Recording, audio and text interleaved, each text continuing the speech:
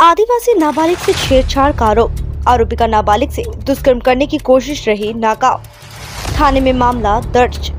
सोमवार को नाबालिग लड़की को घर पर अकेला पाकर एक बदमाश ने नाबालिग के साथ दुष्कर्म करने की कोशिश की, लेकिन उस बदमाश के चंगुल से नाबालिग बाल बाल बची। खबरों के मुताबिक ऐसा आरोप सामने आ रहा है कि नाबालिग को घर पर अकेला पाकर पड़ोसी गांव का एक युवक घर में घुस आया और नाबालिग लड़की को अकेला पाकर उसके साथ छेड़छाड़ की और दुष्कर्म करने की कोशिश की। हालांकि नाबालिग लड़की वहां से भाग फरार हुई। अगर उसने भागने की कोशिश नहीं की होती तो ना जाने उस नाबालिग के साथ आज क्या होता और शायद एक और दुष्कर्म की घटना सामने आ सकती थी। लेकिन राहत की बात यह है कि वह समय रहते भागने में सफल रही।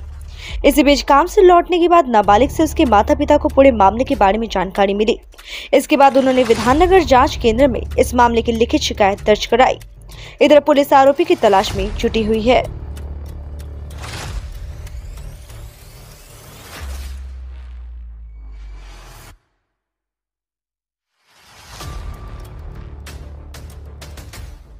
ঠিক আছে, কি হয়েছিল বল। চা বাগানে গেছিলাম আমরা কাজ করতে, কাজ করার লোক নিয়ে যায় স্কুল, আমরা বাড়িতে ছেড়ে যাই ওকে। আর অনেক জোর, তারপর জানি না 12 ক্লাসে শুনতেছি মেয়েটা এরকম ঘটনা, তাই আমরা একটা নোটিফিকেশন দিলাম থানায়, আমাদের কিছু সাহায্য করো যেন আমরা শাস্তি দেই। ওরা যেন আরো না বাড়ে, এরকম আমার মেয়ের মতো অন্যজনকে যদি না করে, তাই আমরা শাস্তি দিতে চাই ওকে।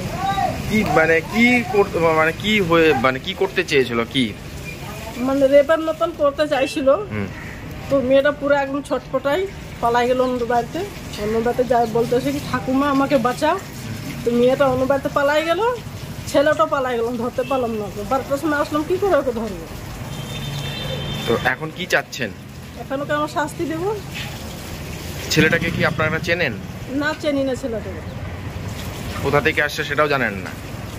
জানেও কোঠালবাড়ির ছেলে, শুনছি কোঠালবাড়ির ছেলে, আমাকে চিনি না ছেলেটাকে।